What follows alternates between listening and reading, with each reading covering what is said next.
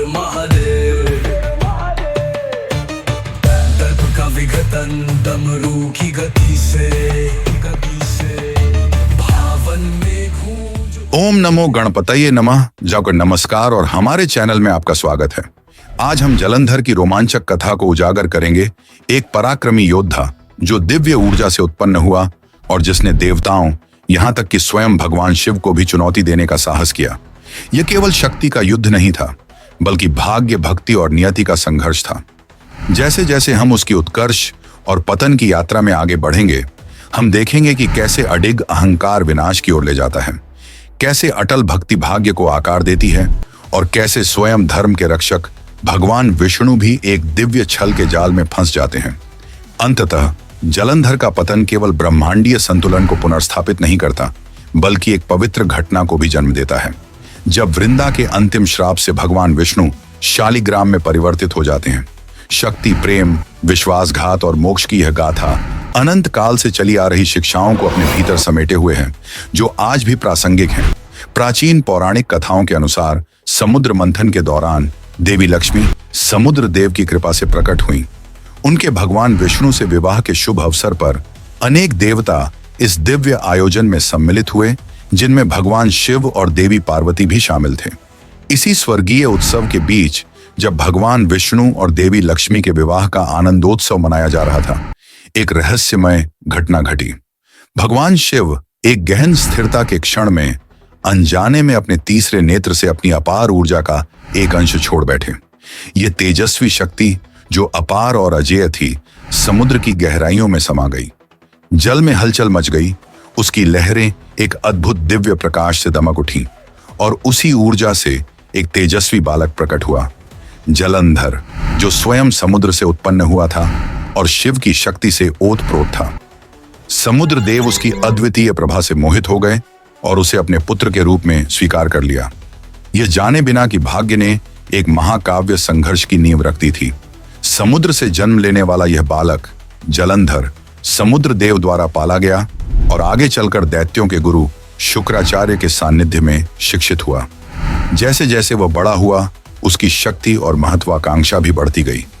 उसने स्वर्ग, स्वर्गलोक, पृथ्वी, भूलोक और पाताल, अधोलोक पर अपना आधिपत्य स्थापित कर लिया। उसके विजय अभियानों ने देवताओं के मन में भय उत्पन्न कर दिया, क्योंकि वह संपूर्ण सृष्टि पर अपना वर्चस्व स्थापित करना चाहता था। अपनी शक्ति को और अधिक सुदृढ़ करने के लिए जलंधर ने एक शक्तिशाली असुर कालनेमी से गठबंधन किया, जो वृंदा का पिता था। वृंदा अपनी अद्वितीय सुंदरता, पवित्रता और भगवान विष्णु के प्रति अटूट भक्ति के लिए प्रसिद्ध थी। वह पतिव्रता और धर्मपरायणता की प्रतिमूर्ति थी। जलंधर ने इस विवाह को रणनीतिक दृष्टि से एक महत्वपूर्ण अवसर समझा और वृंदा से विवाह कर लिया। वृंदा की दृढ़ भक्ति और निष्ठा ने जलंधर को अपार शक्ति प्रदान की, जिससे वह लगभग अजेय बन गया। ऐसा माना जाता था कि जब तक वृंदा की पतिव्रता अखंड बनी रहेगी, तब तक जलंधर को पराजित नहीं किया जा सकता था। वृंदा, भक्ति की आधारशिला। वृंदा, जो बाद की परंपराओं में तुलसी के रूप में पूजनीय हुई, दैत्यराज कालनेमी की पुत्री थी। वह अपनी अनुपम सुंदरता, सदाचार और विशेष रूप से भगवान विष्णु के प्रति अपनी अटूट भक्ति के लिए प्रसिद्ध थीं। अपने पति के प्रति वृंदा की निष्ठा और भगवान विष्णु के प्रति उनकी गहरी भक्ति की कथाएं अद्वितीय थीं। उनकी पवित्रता और आध्यात्मिक शक्ति इतनी प्रबल थी कि उन्होंने जलंधर के चारों ओर एक दिव्य सुरक्षा कवच निर्मित कर दिया, जिससे वह देवताओं के आक्रमण से अजेय बन गया। यह दिव्य सुरक्षा वृंदा की कठोर तपस्या और पतिव्रता धर्म के आदर्श रूप से उत्पन्न हुई थी। भगवान शिव से युद्ध का प्रारंभ। जलंधर ने भगवान शिव को युद्ध के लिए ललकारा। भगवान शिव ने उसका आह्वान स्वीकार किया और एक भीषण संग्राम प्रारंभ हुआ। यह युद्ध देवताओं और दैत्यों के मध्य शाश्वत संघर्ष का प्रतीक था। इस भयंकर युद्ध के दौरान भगवान शिव ने अपने महाकाल रूप को प्रकट किया और जलंधर के अहंकार को समाप्त करने के लिए अपनी प्रचंड शक्ति का प्रयोग किया। सृष्ट्रज्ञम कालच्छेद्य योगींद्र स्थितिम प्रच्छिद्राघात्मानम कलाघ्नाच कलेवरे।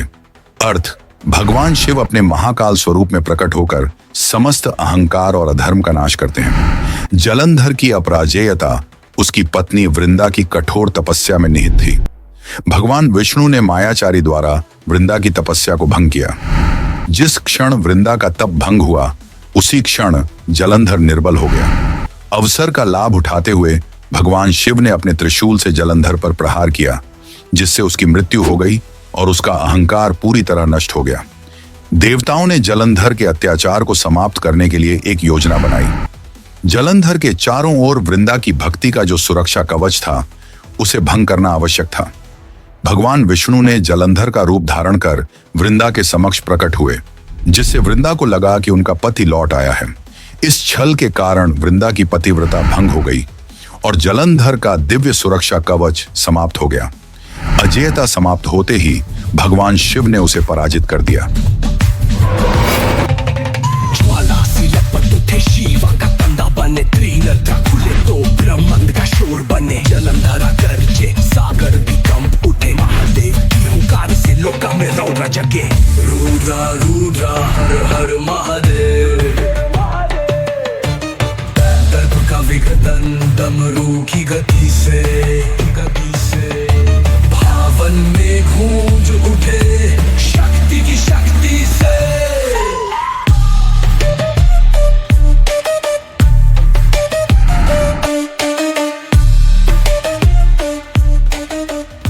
जब वृंदा को इस छल का आभास हुआ तो वह गहरे शोक और क्रोध से भर गई। उन्होंने भगवान विष्णु को श्राप दिया, जिससे वे शिला शालिग्राम में परिवर्तित हो गए। इसके पश्चात वृंदा ने अपने पति की चिता में स्वयं को अर्पित कर दिया। उनकी अटूट भक्ति को सम्मानित करने के लिए देवताओं ने उन्हें तुलसी के रूप में स्थापित किया, जो हिंदू धर्म में अत्यधिक पूजनीय है और सदैव भगवान विष्णु से जुड़ी हुई मानी जाती है।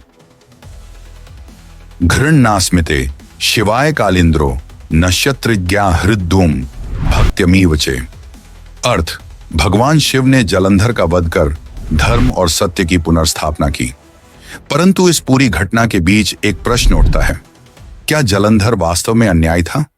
वह दिव्य ऊर्जा से उत्पन्न हुआ, ज्ञान और शक्ति से परिपूर्ण था और उसने अप्रतिम पराक्रम से युद्ध किया। उसने कभी छल या कपट का सहारा नहीं लिया, बल्कि एक योद्धा के रूप में खुले रण क्षेत्र में देवताओं को ललकारा। यदि साहस और शक्ति ही धर्म के प्रतीक हैं, तो क्या जलंधर ने धर्म के मूल सिद्धांतों का पालन नहीं किया? और यदि ऐसा था, तो स्वयं धर्म के रक्षक भगवान विष्णु को उसके विनाश के लिए छल का सहारा क्यों लेना पड़ा? इसका उत्तर ब्रह्मांडीय संतुलन की गहरी और जटिल परतों में निहित है। धर्म केवल पराक्रम से नहीं, बल्कि सही उद्देश्य और न्यायोचित संकल्प से परिभाषित होता है। जलंधर ने अपने अद्वितीय साहस के बावजूद अपने अहंकार को अपने कार्यों पर हावी होने दिया। उसकी शक्ति आधिपत्य का साधन बन गई। उसकी विजय ने उसके अभिमान को बढ़ाया और उसका भगवान शिव को ललकारना धर्म के लिए नहीं, बल्कि अहंकार के कारण था। जब धर्म आत्मगौरव का हथियार बन जाए, तो वह धर्म नहीं रह जाता। भगवान विष्णु के कार्य, जो सतह पर छल प्रतीत होते हैं, किसी दुर्भावना से नहीं, बल्कि अपरिहार्य आवश्यकता से प्रेरित थे। ब्रह्मांडीय संतुलन को पुनः स्थापित करना अनिवार्य था। जलंधर की अजेयता उसकी अपनी शक्ति का परिणाम नहीं थी, बल्कि वृंदा की अखंड पतिव्रता और भक्ति से उत्पन्न हुई थी। जलंधर को हराने के लिए पहले उस शक्ति को भंग करना आवश्यक था, जो उसे अमर बना रही थी। यह अधर्म नहीं, बल्कि एक बलिदान था, जिसे अंततः वृंदा ने अपने अंतिम क्षणों में स्वयं समझा। अंततः धर्म सदैव श्वेत श्याम नहीं होता। कभी कभी देवताओं को भी प्रकाश की रक्षा के लिए अंधकार के मार्ग से गुजरना पड़ता है। जलंधर अहंकार और अधर्म का प्रतीक है। भगवान शिव हमें यह सिखाते हैं कि जब अहंकार नियंत्रण से बाहर हो जाता है, तो उसका नाश अनिवार्य हो जाता है। जलंधर की कथा यह भी दर्शाती है कि केवल वही विजयी होता है जो सत्य और धर्म के मार्ग पर चलता है। यह कहानी हमें अपने अहंकार को पहचानने और उसे नियंत्रित करने की सीख देती है। भगवान शिव के इस संग्राम का गहरा संदेश यही है कि आत्मज्ञान और समर्पण ही जीवन के सच्चे मार्ग की ओर ले जाते हैं।